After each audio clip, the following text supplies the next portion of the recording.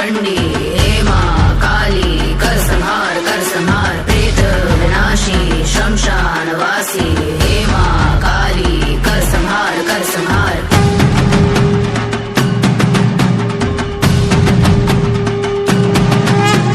शक्ति की साधना कर्मों की भावना तुमसे जुड़ी है। হ্যাঁ, কাল থেকে মায়ের পুজো। এই পুজো আসতে প্রায় 400 বছর থেকে শুরু হচ্ছে।